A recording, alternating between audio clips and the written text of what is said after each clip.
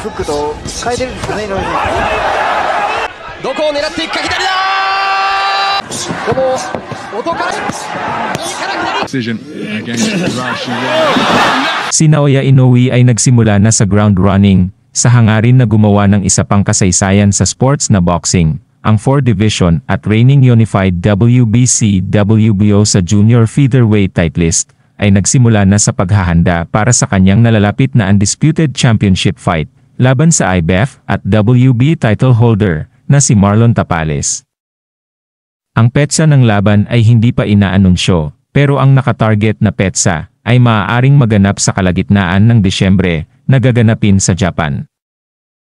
Sabi ni Naoya Inoue, "1 week of intense training has ended." Inoue stated in a post, "Nagkaroon ako ng magandang sesyon ng pagsasanay at handa akong lumaban para sa Disyembre."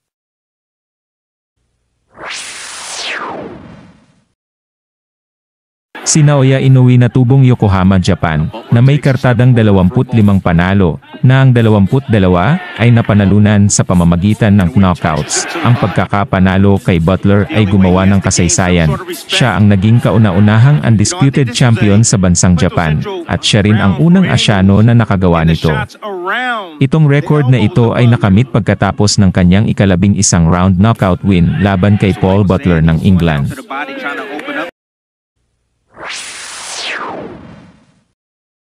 At makalipas lamang ng 7 buwan, nagpakita ng bangis, tinapos bilang one-sided, 8-round knockout, ang unbeaten WBC, WBO champion, sa 122-pound division, na si Stephen Fulton na naganap noong ika-25 ng Hulyo.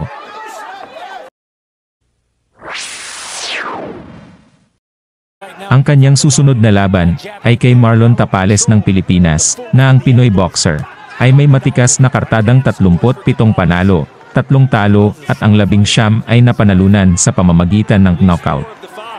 Si Marlon Tapales ay nanalo ng WBA IPF title sa isang split decision na panalo noong ika-8 ng Abril laban sa unbeaten na si Murodjon Akhmadaliev.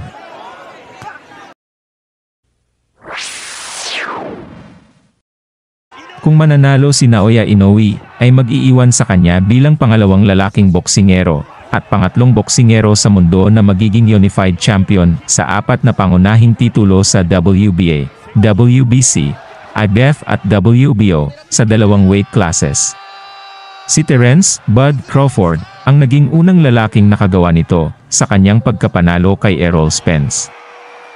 Ang babaeng boxer na si Claressa Shields, na naging unified champion sa 2 magkaibang timbang, nang talunin si Savannah Marshall.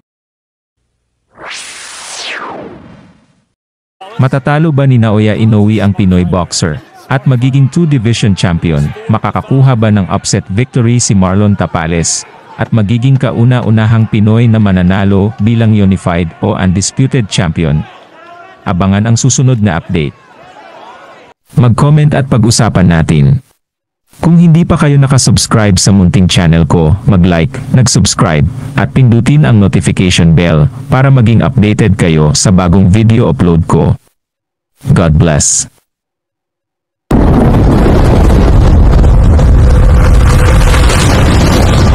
Please like and subscribe to keep you guys updated with the Pinoy boxers that I'm going to feature next. Please like and subscribe to keep you guys updated with the Pinoy boxers that I'm going to feature next.